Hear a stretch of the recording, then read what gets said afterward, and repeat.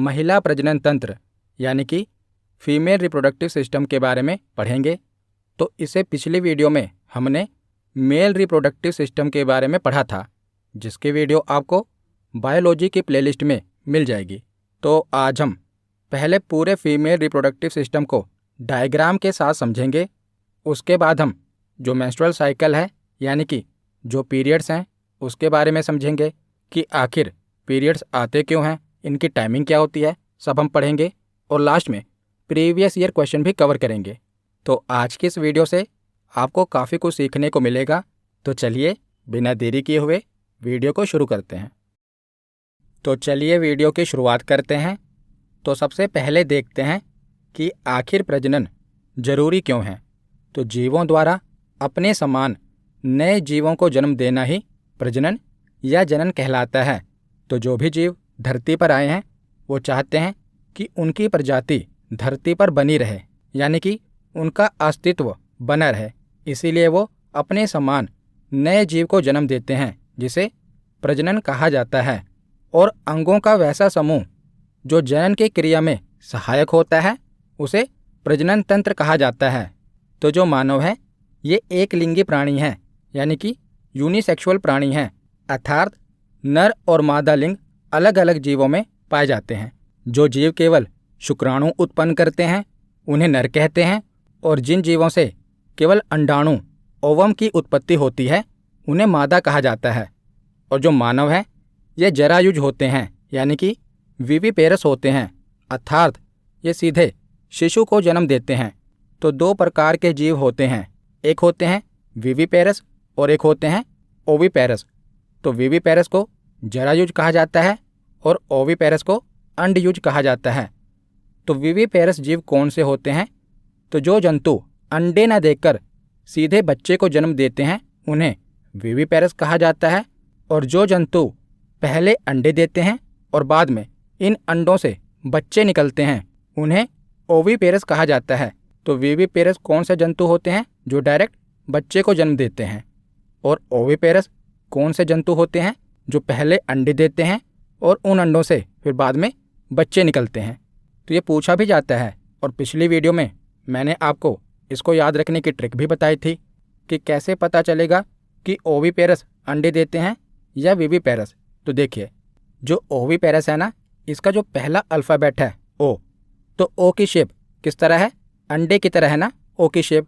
तो इससे आपको पता चल जाएगा कि जो ओविपेरस जंतु हैं ये अंडे देते हैं, क्योंकि जो ओविपेरस है इसका पहला अल्फ़ाबेट ओ है और जो ओ की शेप है ये अंडे की तरह है।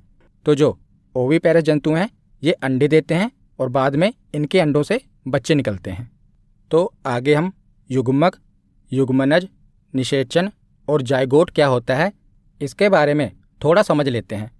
तो जो मेल होता है, मेल के द्वारा शुक्राणु यानी कि स्पर्म की उत्पत्ति होती है, और फीमेल के द्वारा अंडाणु ओवम की उत्पत्ति होती है। तो जो ये स्पर्म और ओवम है इसे गैमेट यानी कि युग्मक कहा जाता है। तो मेल का युग्मक होता है स्पर्म और फीमेल का युग्मक होता है ओवम। और जब स्पर्म और ओवम आपस में मिलते हैं तो उसे फर्टिलाइजेशन, निषेचन की क्रिया कहा जाता है। तो जब मेल का युग्मक और फीमेल का युग्मक आपस में मिलता है तो उस क्रिया को निषेचन की क्रिया कहा जाता है। और निषेचन की क्रिया के बाद जो रिजल्ट आता है उसे जाइगोट, युग्मनज कहते हैं। और यही जाइगोट आगे चलकर महिला के गर्भ में डेवलप होता है और भ्रूण यानी कि एम्ब्रियो बन जाता है, और एम्ब्रियो डेवलप होकर फीटस बन जाता है, इसे भी भ्रूण ही कहते हैं। और फीटस आगे चलकर शिशु यानी कि बेबी बन जाता है। तो ये पूरा प्रोसेस है जो आपको पता होना चाहिए कि युग्मक किसे कहते हैं, निषेचन किसे कहते हैं, युग्मनज किसे कहते हैं, क्योंकि आगे जब इन शब्दों का जिक्र होगा तो आपको पता होना चाहिए। तो युग्मक किसे कहते हैं? मेल का युग्मक है शुक्राणु और फीमेल का युग्मक है ओवम। तो जब दोनों युग्मक आपस में मिलते हैं तो निषेचन की प्रक्रिया होती है, फर्टिलाइजेशन होता है, और फर्टिलाइजेशन के बाद जो रिजल्ट आता है उसे जाइगोट, युग्मनज कहते हैं। और यही युग्मनज डेवलप होकर एम्ब्रियो बनता है और आगे चलकर शिशु बन जाता है। तो उसके बाद आगे हम पढ़ते हैं प्यूबर्टी यानी कि यौवन आरंभ। तो प्यूबर्टी क्या है? तो जब हम प्रजनन के काबिल हो जाते हैं ना, तो उसे प्यूबर्टी एज कहा जाता है। तो प्यूबर्टी एक प्रक्रिया है जिसमें एक बच्चे के प्रजननीय अंग यानी कि रिप्रोडक्टिव ऑर्गन पूर्ण रूप से विकसित हो जाते हैं, पूरी तरह से डेवलप हो जाते हैं और वो प्रजनन के काबिल हो जाता है। तो मानव में यौवन आरंभ शारीरिक परिवर्तन की उस प्रक्रिया को कहते हैं जिसके द्वारा कालक्रम में बच्चे से बढ़कर प्रजनन में समर्थ जवान बन जाता है।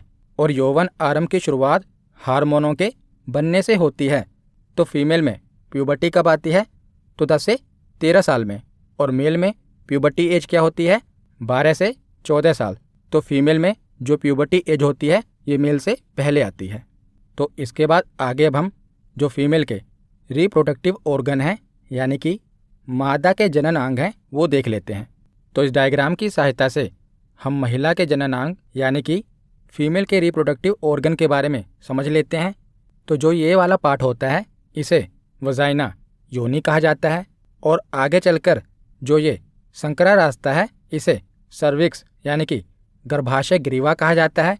गर्भाशय ग्रीवा के ऊपर गर्भाशय होता है जिसे यूट्रस कहते हैं और एक महिला में एक जोड़ी अंडाशय होता है यानी कि 2 अंडाशय होते हैं जिसे ओवरी कहा जाता है और यहीं से अंडाणु निकलता है।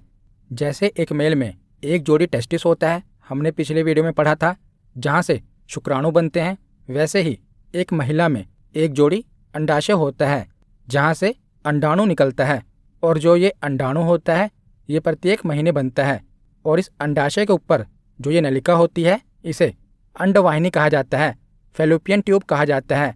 और इसी फैलोपियन ट्यूब में ही निषेचन की क्रिया होती है यानी कि मेल का शुक्राणु और महिला की ओवरी से जो अंडाणु निकलता है ये फैलोपियन ट्यूब में ही आकर मिलते हैं और यहीं पर निषेचन की क्रिया होती है जिसके बाद जायगोट बनता है।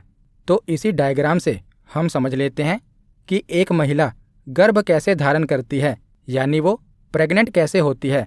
तो महिला के प्रेग्नेंट होने के लिए सबसे पहले 2 चीज़ों की आवश्यकता है। एक तो स्पर्म जो कि मेल से मिलेगा और दूसरा ओवम अंडाणु जो कि महिला की ओवरी से निकलेगा। तो सबसे पहले क्या होगा कि जो ओवम है अंडाणु है ये अंडाशय से बाहर आएगा और फैलोपियन ट्यूब में आ जाएगा और इसी दौरान अगर स्पर्म महिला की योनि में प्रवेश कर जाता है तो वह सर्विक्स से होता हुआ फैलोपियन ट्यूब में आ जाएगा और फैलोपियन ट्यूब में क्या होगा कि जो स्पर्म है ये ओवम से मिल जाएगा जिससे क्या होगा निषेचन की प्रक्रिया होगी जिसे फर्टिलाइजेशन कहते हैं। तो एक बार में करोड़ों शुक्राणु महिला की योनि में प्रवेश करते हैं जिसमें सभी शुक्राणु फर्टिलाइजेशन के लिए उपयोगी नहीं होते। केवल 10 से 12 शुक्राणु ही महिला की फैलोपियन ट्यूब में पहुंच पाते हैं और उसमें से भी केवल एक ही शुक्राणु है जो जीवन की इस रेस में जीतता है यानी कि एक ही शुक्राणु है जो सबसे पहले पहुंचता है और महिला के अंडे को फर्टिलाइज करता है। तो फर्टिलाइजेशन के बाद अब क्या होगा? भ्रूण यानी कि एम्ब्रियो बनेगा। तो जो एम्ब्रियो है ये फैलोपियन ट्यूब में नहीं बन सकता क्योंकि जो फैलोपियन ट्यूब है ना ये काफ़ी पतली होती है। तो जब भ्रूण का विकास होगा तो ये तो फट जाएगी। इसीलिए क्या होगा कि जायगोट बनने के बाद ये गर्भाशय में चला जाता है और पूरे 9 महीने इसका विकास गर्भाशय में ही होता है और 9 महीने के बाद जो शिशु है ये योनि से बाहर निकल जाता है। तो ये पूरा प्रोसेस हमने डायग्राम की सहायता से समझ लिया। अब हम इसके बारे में एक एक करके पढ़ते हैं। तो सबसे पहले है ओवरी यानी कि अंडाशय। तो फीमेल में ओवरी की संख्या कितनी होती है? तो फीमेल में ओवरी की संख्या 2 होती है और ओवरी के अंदर ओवम का यानी कि अंडाणु का निर्माण होता है और ओवरी के द्वारा प्रत्येक महीने में ओवम यानी कि अंडाणु का निर्माण होता है। हर एक महीने अंडाणु का निर्माण होता है प्यूबर्टी एज के बाद। और अंडाशय से 2 महत्वपूर्ण हार्मोन का स्रावन होता है। कौन कौन से हार्मोन हैं? पहला है एस्ट्रोजन और दूसरा है प्रोजेस्टेरोन। तो एस्ट्रोजन हार्मोन क्या करता है? तो एस्ट्रोजन प्राथमिक महिला सेक्स हार्मोन है और एस्ट्रोजन का प्राथमिक कार्य क्या है? तो महिला में यौन विशेषताओं का विकास करना, जैसे कि महिला के स्तनों का विकास करना, अंडाशय की वृद्धि करना, मासिक धर्म चक्र का नियमन करना, योनि का विकास करना, ये इसमें शामिल है। यानी कि ये एस्ट्रोजन हार्मोन का कार्य है। और दूसरा हार्मोन है प्रोजेस्टेरोन। इसका कार्य क्या है? तो ये हार्मोन स्त्रियों के शरीर को गर्भधारण के लिए तैयार करता है, यानी कि प्रेगनेंसी के लिए तैयार करता है। तो इन दोनों ही हार्मोनों का स्त्राव अंडाशय से होता है। उसके बाद है अंडवाहिनियाँ, जिसे फैलोपियन ट्यूब कहते हैं। तो अंडवाहिनी या फैलोपियन नलिका की संख्या भी 2 होती है, जो गर्भाशय के ऊपरी भाग के दोनों बगल लगी रहती हैं, जो आप ये देख रहे हैं। तो इस नलिका का एक सिरा गर्भाशय से संबंध रखता है और दूसरा सिरा अंडाशय की ओर अंगुलियों के समान झालर बनाता है, और इस रचना को फिम्बरी कहा जाता है। तो जो आप ये देख रहे हैं, ये है फैलोपियन ट्यूब। तो ये एक ओर से तो अंडाशय में खुलती है, और जो इसका दूसरा सिरा है ना, ये एक झालर नुमा आकृति बनाता है, जिसे फिम्बरी कहा जाता है।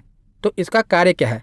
तो अंडाणु जब अंडाशय से निकलता है तो फिम्बरी क्या करती है? उसे पकड़ लेती है और उसे फैलोपियन नलिका तक पहुंचाती है। तो फिम्बरी का कार्य क्या है? जब अंडाशय से अंडाणु निकलता है तो फिम्बरी उसे पकड़कर फैलोपियन नलिका तक पहुंचाती है। फिर आगे फैलोपियन नलिका से जो अंडाणु है ये गर्भाशय में पहुंचता है। तो प्रजनन के दौरान सर्विक्स के द्वारा जो स्पर्म है ये अंदर प्रवेश करता है। तो जो फैलोपियन ट्यूब है ना, यहीं पर जाकर ओवम से मिलता है। अर्थात स्तनधारी में स्पर्म और ओवम के जो मिलने की क्रिया होती है ये कहाँ पर संपन्न होती है? तो फैलोपियन ट्यूब में संपन्न होती है। याद रखिएगा, जो अंडाणु है और स्पर्म है ये कहाँ पर आकर मिलते हैं? तो फैलोपियन ट्यूब में आकर मिलते हैं। यहीं पर निषेचन की प्रक्रिया होती है। उसके बाद आगे है गर्भाशय, यानी कि यूट्रस। तो ये एक खोखला और पेशीय जनन अंग है, यानी कि ये सिकुड़ भी सकता है और फैल भी सकता है। तो निषेचन के उपरांत जो जायगोट का निर्माण होता है, यह जायगोट यूट्रस की दीवारों से जुड़ जाता है, यानी कि जो जायगोट होता है वो गर्भाशय में आ जाता है और यहीं पर भ्रूण का विकास होता है। यूट्रस में ही बच्चों का विकास संबंधित कार्य संपन्न होता है, जिसके उपरांत बच्चे का जन्म होता है। तो उसके बाद आगे है योनि, वजाइना। तो योनि की दीवार पेशीय उत्तक की बनी होती है और योनि का एक सिरा मादा जनन छिद्र के रूप में बाहर खुलता है तथा दूसरा सिरा पीछे की ओर गर्भाशय की ग्रीवा से जुड़ा रहता है, यानी कि सर्विक्स से जुड़ा रहता है। और यह सेक्स के दौरान योनि में पेनिस को प्रवेश करने का रास्ता प्रदान करता है और बच्चे को जन्म देने के लिए बर्थ कैनाल का काम भी योनि ही करती है। और कुंवारी कन्याओं में जो वजाइना होती है उसके मुख पर पतली झिल्ली के समान एक पर्दा होता है, जिसे हाइमन कहते हैं। और ये हाइमन लैंगिक संपर्क यानी कि फिजिकल रिलेशन बनाने से, शारीरिक परिश्रम करने से और व्यायाम करने से जो ये झिल्ली है ये टूट सकती है। तो अक्सर जो मेल होते हैं उनमें ये मिसकंसेप्शन होती है कि ये हाइमन वाला पार्ट तभी टूटता है जब लड़की फिजिकल रिलेशन बना लेती है, पर ऐसा नहीं है, ये गलत है। ये जो हाइमन वाला पार्ट है, अगर लड़की योगा करती है, अगर वो घुड़सवारी भी करती है या शारीरिक मेहनत करती है, तब भी ये जो हाइमन वाला पार्ट है ये टूट जाता है, क्योंकि ये पतली सी झिल्ली होती है। तो शारीरिक परिश्रम और व्यायाम करने से भी ये जो झिल्ली होती है वो टूट सकती है। तो महिला प्रजनन तंत्र के आंतरिक भाग के बारे में हमने पढ़ लिया। अब हम बाहरी भाग देख लेते हैं। तो इसे वजाइना कहते हैं, यानी कि योनि कहते हैं। और योनि के ऊपर जो ये वाला छिद्र है इसे यूरेथ्रल ओपनिंग कहा जाता है, मूत्राशय कहा जाता है। तो यहाँ से मूत्र यानी कि यूरिन निकलता है और मूत्राशय के ऊपर एक मटर के दाने के समान संरचना होती है, जिसे क्लिटोरियस कहा जाता है। और ये वाला पार्ट काफ़ी संवेदनशील होता है, काफ़ी सेंसिटिव होता है, तो इसे क्लिटोरियस कहते हैं। और उसके बाद जो वजाइना के बाहर ये परत होती है मांस की, इसे लेबिया माइनोरा कहते हैं और इसके बाहर की परत को लेबिया मेजोरा कहते हैं। और नीचे जो ये छिद्र है इसे एनस गुदा द्वार कहा जाता है, जहाँ से मल बाहर आता है। तो आगे अब हम प्रजनन के चरण देख लेते हैं, यानी कि रिप्रोडक्शन के स्टेजेस देख लेते हैं। तो प्रजनन के 6 चरण होते हैं। पहला चरण है युग्मक जनन। आगे हम इसके बारे में पढ़ेंगे, पहले एक बार देख लेते हैं। तो पहला चरण है युग्मक जनन, गैमेटोजेनेसिस। दूसरा चरण है वीर्यरोपण, इंसेमिनेशन। तीसरा चरण है निषेचन, फर्टिलाइजेशन। चौथा चरण है युग्मनज निर्माण, यानी कि जायगोट फॉर्मेशन। 5वां चरण है आरोपण इम्प्लांटेशन और छठा चरण है गर्भकाल यानी कि गेस्टेशन। तो इसके बारे में अब हम पढ़ते हैं। तो पहला चरण क्या है? युग्मक जनन गैमेटोजेनेसिस। तो युग्मक जनन क्या है? तो इसमें युग्मक कोशिका का निर्माण होना। तो प्रजनन का पहला चरण है युग्मक कोशिका का निर्माण होना। पहले युग्मक कोशिका का निर्माण होगा तभी तो आगे चलकर प्रजनन होगा। तो मेल का युग्मक है स्पर्म और फीमेल का युग्मक है ओवम। तो पहले मेल में शुक्राणु का निर्माण होगा और फीमेल में अंडाणु का निर्माण होगा। उसके बाद दूसरा चरण है वीर्यरोपण इंसेमिनेशन। तो इस चरण में क्या होगा? तो शुक्राणुओं का नर जनन तंत्र से मादा जनन तंत्र तक पहुंचना इंसेमिनेशन कहलाता है। तो जो वीर्य है इसका नर जनन तंत्र से मादा जनन तंत्र तक पहुंचना क्या कहलाता है? वीर्यरोपण कहलाता है। तीसरा चरण है निषेचन फर्टिलाइजेशन। तो फर्टिलाइजेशन में क्या होगा? जो मेल का स्पर्म है और फीमेल का ओवम है ये आपस में मिल जाएंगे और क्रिया करेंगे जिसे निषेचन कहते हैं, फर्टिलाइजेशन कहते हैं। और ये क्रिया कहाँ पर होगी? तो फैलोपियन ट्यूब में ये क्रिया होगी। उसके बाद चौथा चरण है युग्मनज निर्माण यानी कि जायगोट फॉर्मेशन। तो जायगोट फॉर्मेशन में क्या होगा? निषेचन के बाद मैंने आपको बताया था जब मेल का शुक्राणु और फीमेल का अंडाणु आपस में मिलते हैं तो इसे निषेचन की क्रिया कहते हैं। तो इस क्रिया के बाद क्या रिजल्ट निकलता है? जायगोट बनता है, युग्मनज बनता है। तो निषेचन की इस क्रिया के बाद क्या रिजल्ट निकलता है? जायगोट बनता है यानी कि युग्मनज बनता है। उसके बाद पांचवा चरण है इम्प्लांटेशन आरोपण। तो जो ये जायगोट बना है अब ये कहाँ पर जाएगा? गर्भाशय में जाएगा। तो आरोपण प्रजनन का वह चरण है जिसमें जो भ्रूण है ये गर्भाशय की दीवार में अंतःस्थापित हो जाता है यानी कि गर्भाशय में चला जाता है और यहीं पर अब इसका विकास होगा। तो प्रजनन का छठा चरण है गर्भकाल गेस्टेशन। तो मादा का गर्भ धारण से लेकर शिशु को जन्म देने की अवधि को क्या कहा जाता है? गर्भकाल कहा जाता है। और ये गर्भकाल कितने महीने का होता है? तो 9 महीने का होता है। तो ये 6 चरण थे प्रजनन के। आशा करता हूँ आपको ये समझ में आए होंगे।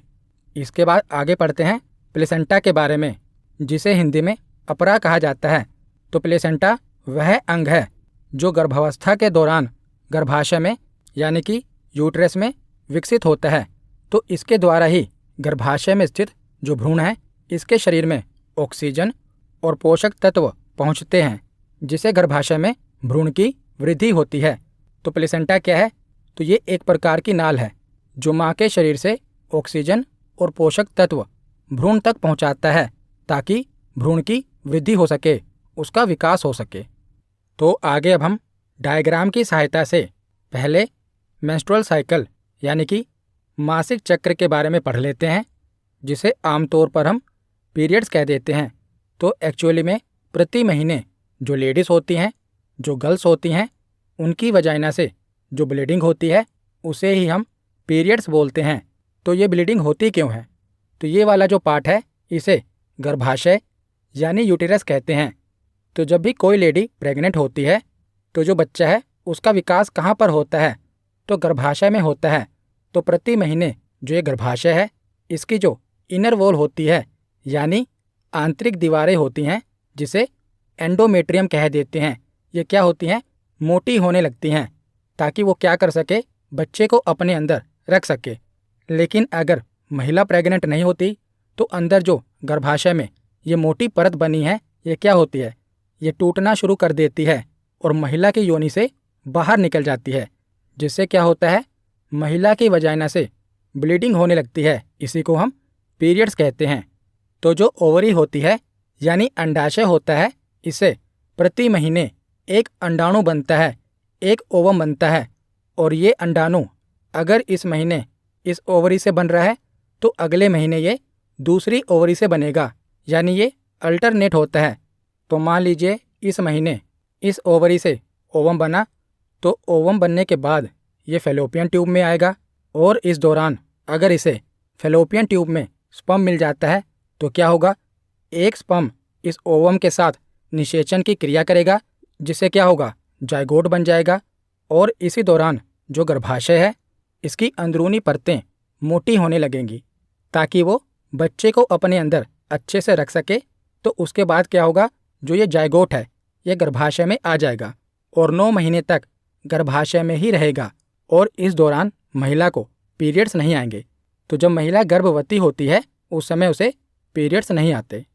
लेकिन दूसरे केस में क्या होगा, जब ओवम फैलोपियन ट्यूब में आएगा और उसे वहाँ पर कोई स्पर्म नहीं मिलेगा तो क्या होगा, कुछ दिनों के बाद जो ये अंडाणु है ये भी टूटना शुरू कर देगा। इसकी जो टाइमिंग है वो मैं आपको आगे बताऊंगा।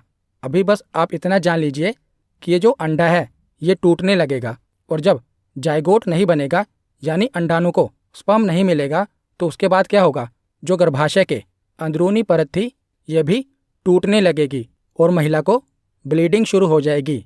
इसी को पीरियड्स कहते हैं। तो 2 पीरियड्स के बीच में 28 दिन का समय होता है। तो 2 पीरियड्स के बीच का समय मासिक धर्म चक्र कहलाता है और इसके सामान्य भाग के रूप में महीने में एक बार महिला की योनि से रक्तस्राव होता है, ब्लीडिंग होती है, जिसे हम पीरियड्स कहते हैं। तो प्रत्येक महिला के प्रजनन काल में 12 से 13 वर्ष की आयु से लेकर जब से उसकी प्यूबर्टी एज स्टार्ट होती है से लेकर 45 से 50 साल तक, 45 से 50 साल के बाद क्या होता है, महिला में अंडाणु बनना बंद हो जाते हैं। तो प्यूबर्टी एज से लेकर 50 साल तक और बीच में गर्भावस्था को छोड़ दिया जाए यानी जब वो प्रेग्नेंट होती है उसे छोड़ दिया जाए तो 28 दिनों की अवधि पर गर्भाशय से ब्लड का स्राव होता है। यह हर एक महीने होता है 28 दिनों की अवधि पर और जो ये ब्लीडिंग है ये 4 से 5 दिन तक चलती है। तो औसतन महीने में कितने दिन ब्लीडिंग होती है, तो 4 से 5 दिन तक ये ब्लीडिंग होती है जिसे हम पीरियड्स कहते हैं और 28 दिन की अवधि पर दोबारा ब्लीडिंग होती है। इसी को मासिक धर्म चक्र कहा जाता है। तो जो मासिक चक्र होता है इसके 4 स्टेज होती हैं। पहला फेस है मेंस्ट्रुएशन यानी कि जो ब्लीडिंग पीरियड है। दूसरा फेस है फॉलिकुलर फेस। तीसरा है ओवुलेशन और चौथा फेस है सिक्रेटरी फेस। तो मासिक चक्र की शुरुआत ब्लीडिंग पीरियड से होती है जिसे मेंस्ट्रुएशन कहा जाता है। ये 1 से लेकर 5 दिन तक होती है। इस डायग्राम में ये 6 दिन तक दिया हुआ है पर नॉर्मली ये 3 से 5 दिन तक ब्लीडिंग होती है। कईयों को 7 दिन तक भी होती है पर औसतन कितने दिन तक होती है, 5 दिन तक ब्लीडिंग होती है जिसे मेंस्ट्रुएशन पीरियड कहा जाता है। उसके बाद 6 से लेकर 14 दिन तक जो दूसरा पीरियड होता है इसे फॉलिकुलर फेज कहते हैं। इसमें क्या होता है, जो ब्लीडिंग है वो बंद हो जाती है। उसके बाद जो तीसरा फेज है ओवुलेशन, अंडोत्सर्जन, इसमें क्या होगा, महिला के अंडाशय से अंडा निकलेगा, अंडाणु निकलेगा और ये सबसे सही समय होता है गर्भ धारण करने के लिए। तो जो 14वां दिन होता है ना, इसमें सबसे ज़्यादा संभावना होती है महिला की प्रेगनेंसी की। अगर इस समय जो स्पर्म है वो अंडाणु से आकर मिल जाएगा तो सबसे ज़्यादा संभावना होती है प्रेगनेंसी की। उसके बाद जो चौथा फेस होता है सेक्रेटरी फेस, इसमें क्या होता है कि धीरे धीरे जो अंडाणु है अगर उसे स्पर्म नहीं मिला तो वो टूटना शुरू हो जाएगा और टूटने के बाद वो क्या होगा, फिर से आगे मेंस्ट्रुएशन पीरियड आ जाएगा, वो योनि से बाहर निकल जाएगा। तो इस प्रकार ये पूरा मासिक धर्मचक्र चलता रहता है। और इसके साथ ये भी याद रखेगा कि जब पीरियड्स आते हैं ना, तो पीरियड्स के 1 हफ्ते बाद और 1 हफ्ते पहले जो टाइम होता है उसे सेफ टाइम कहा जाता है। सेफ टाइम क्यों कहा जाता है, जैसे पीरियड्स आए तो पीरियड्स आने के 1 हफ्ते बाद का जो टाइम होता है इसमें अभी जो अंडाणु है ये फैलोपियन ट्यूब में नहीं आता। अंडाणु जो है फैलोपियन ट्यूब में कब आता है, हमने देखा ना 14वें दिन आता है। तो जब तक जो अंडाणु है फैलोपियन ट्यूब में नहीं आएगा तब तक निषेचन की क्रिया नहीं होगी। तो ये सेफ टाइम होता है। इस दौरान अगर महिला फिजिकल रिलेशन बनाती है तो 99% चांसेस होते हैं कि वो गर्भवती नहीं होगी। तो पीरियड आने के 1 हफ्ते बाद सेफ टाइम होता है और पीरियड आने के 1 हफ्ते पहले का जो टाइम होता है वो भी सेफ टाइम होता है, क्योंकि उस दौरान क्या होता है, जो अंडाणु होते हैं ना वो टूट चुके होते हैं, बस वो बाहर निकलने वाले होते हैं, यानी कि ब्लीडिंग की क्रिया शुरू होने वाली होती है। तो पीरियड्स के 1 हफ्ते पहले का टाइम और पीरियड्स के 1 हफ्ते बाद का टाइम सेफ टाइम कहा जाता है। 99% चांसेस होते हैं कि महिला इस दौरान प्रेग्नेंट नहीं होगी, लेकिन 1% हम नहीं कह सकते। तो जो भी मैंने आपको बताया उसे पढ़ लेते हैं। तो 1 से लेकर 5 दिन ये कौन सा फेज़ है, मेंस्ट्रुएशन फेज़ है। तो इसके यानी कि रक्तस्राव के पहले दिन को मासिक धर्म चक्र का पहला दिन माना जाता है और इसकी अवधि 6 से 8 दिनों तक भी रह सकती है।